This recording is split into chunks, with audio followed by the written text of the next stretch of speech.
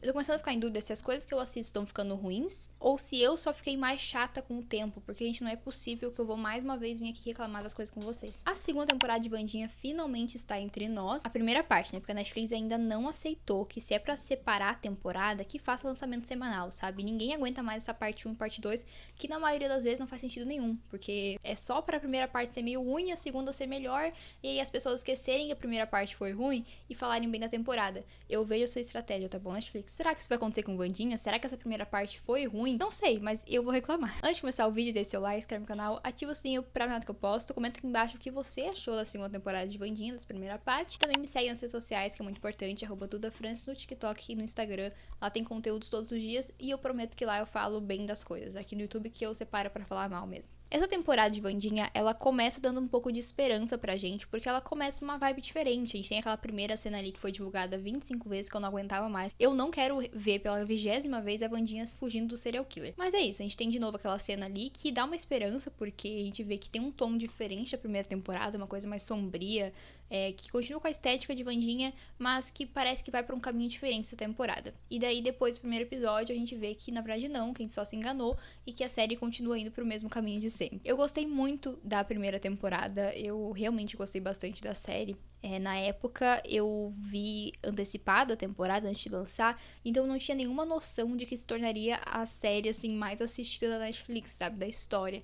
Então até no vídeo da primeira temporada eu falo que eu espero que a série não seja cancelada, porque eu queria ver mais. Mal sabia eu naquela época que a série ia se tornar o que virou, né, e que a gente teria a segunda temporada e provavelmente vamos ter muitas outras. Eu não sei se eu gosto tanto dessa ideia, porque assim, na segunda temporada já estão reciclando coisa, imagina daqui pra frente. Mas vamos por partes, tá? Eu tenho muitas coisas boas pra falar dessa temporada. Vamos começar falando sobre o enredo dela. A gente lembrado que a Wandinha tinha um stalker ali no final da primeira temporada, que eu acredito que esse stalker era o Xavier, só que aí, né, deu ruim, o Xavier não está mais, inclusive não fez falta nenhuma. Eu fui lembrar que ele existia quando eles foram citar ele, né, que eles eram uma desculpinha esfarrapada pra ele ter saído da série. Mas a gente vê ali que a stalker é uma menina ruiva que é fã da Wandinha, uma insuportável, inclusive uma das piores coisas que essa série já fez foi colocar essa menina chata aqui. A habilidade dela é meio útil, né, porque ela fica invisível, mas assim, que chatice, gente. A Wandinha também tá tendo os problemas ali com as visões dela. Ela perdeu as habilidades, os poderes. E a gente tem essa questão ali com a mãe dela também, não querer devolver o livro de magia, de feitiços pra ela conseguir recuperar os poderes. Tem todas essas coisas junto com esse Stalker e também com um vilão principal, que é o Aviário, né? Que é uma pessoa que consegue controlar aves e tá controlando os corvos, que tá tendo um grande mistério ali. Só que acaba, gente, que esse mistério é muito mal feito, porque são 4 episódios muito corridos. Eles têm em média 50 e poucos, 1 hora. Eles são episódios longos, muito mais longos que os da primeira temporada, que ficavam ali em torno de 40 e poucos minutos.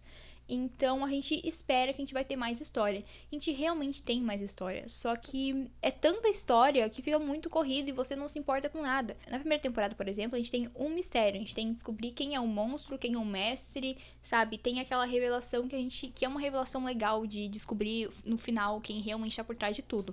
Aqui a gente já tem a revelação do vilão no 4º episódio, na metade da temporada, e é uma revelação merda. Porque a vilã da temporada é a filha do Doutor Louco lá, que fazia vários experimentos nas pessoas com habilidades, né, nos excluídos. Só que a gente nunca viu aquela mulher na série. Ela nunca foi apresentada pra gente. Então, quando ela tira ali o capuz, a gente vê quem é, a gente fica, tá, quem é essa pessoa? E daí a Wandinha tem que explicar, você é a filha e tal. Acho que foi uma das revelações de vilão, assim, mais anticlimáticas que eu já vi na minha vida. É muito estranho, e você assiste aquilo e você fica, tá, mas tá metade da temporada, já revelou quem é o vilão e ainda foi uma revelação merda. Outra história dessa temporada que pra mim foi muito jogada e que eu espero que eles coloquem mais, né, falem mais sobre isso na segunda parte, que é a mãe da Bianca. O que aconteceu com ela? Qual que é o problema? Por que ela tá se escondendo? A gente também tem todo o mistério da Energy, né? Por que a Wandinha teve uma visão que ela ia morrer? E o que vai acontecer com a Energy? Inclusive, falando da Energy já, gente, ela continua uma fofa, uma querida, só que ela não tá aparecendo. E ela mudou, então ela terminou com o Ajax, que era o ex-fofinho dela. Agora ela tá com o Bruno. Quem liga, entende? E aí eles botam aquela ruiva insuportável pra ser a amiga da Wandinha, e aí a Energy fica meio deixada de lado. Eu entendo ficar mais excluída, porque a Wandinha quer proteger ela do vilão e tudo mais. Só que assim, você tem que ter um equilíbrio. E parece que não tem equilíbrio aqui.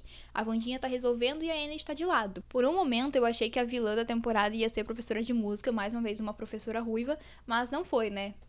Acaba que foi uma desconhecida. Inclusive, também tem um mistério em volta dela. Não é possível que ela tá ali só por estar, entende? Porque ela sempre tá no lugar errado, na hora errada. Ai, são tantas questões, são tantas dúvidas e tantas histórias dessa temporada que eu fico pensando que eles vão ter que resolver muita coisa na segunda parte. E vai ser mais uma parte super corrida. Eu não sei o que esperar, realmente. Agora, uma coisa que eu, de fato, gostei muito nessa temporada foi o destaque maior pra família Addams, né? Então, a gente tem bastante da Mãozinha. Inclusive, a Mãozinha é o melhor personagem dessa série. E a gente tem uma cena que eu acho que foi minha favorita, que é quando ele tá muito triste, ele bebe muito, por onde eu não sei, mas ele bebe muito, porque esqueceram do aniversário dele. Eu fiquei com muita pena. A gente tem bastante do tio Chico, eu acho que as cenas dele no quarto episódio são muito legais, é uma dinâmica bem legal de acompanhar. O Mãozinha, como eu já falei, o Feioso, que é o irmão da Wandinha, ele é meio inútil, mas ele trouxe um personagem muito legal pra essa temporada, que inclusive é um zumbi, o Slut, eu acho que é esse o nome dele.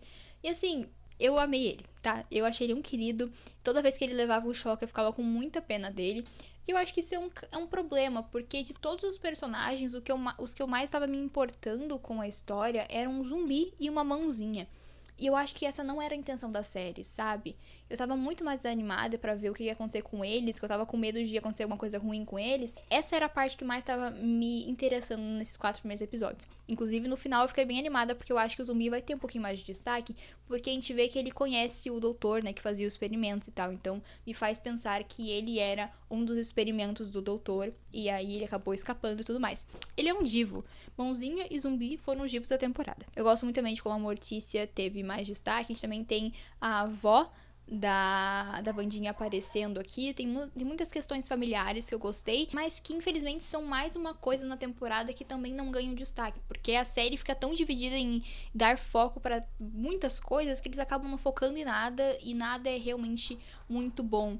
E isso é um problema muito grande. Se você quer contar histórias, você divide bem, você escolhe o que você vai contar, porque fica um carnaval, fica uma confusão se você vai contar 15 mil histórias em 4 episódios. Então eu espero realmente que na segunda parte eles saibam dividir melhor e eles resolvam o que eles precisam resolver, e que eles não coloquem mais 15 histórias aqui. A gente vê que no final o Tyler acaba escapando, ele joga a Wandinha de cima de uma janela e sai correndo. Inclusive, até aquele momento ali eu ainda acreditava que eles poderiam dar um arco de redenção pro Tyler e fazer ele voltar a ser um personagem dos principais da série, sabe? E não um vilão. Porque pra mim não faz sentido você trazer um vilão da primeira temporada de volta no meio da segunda. Eu não gosto dessa decisão. E eu acho que tem grandes chances de dar errado e ficar repetitivo.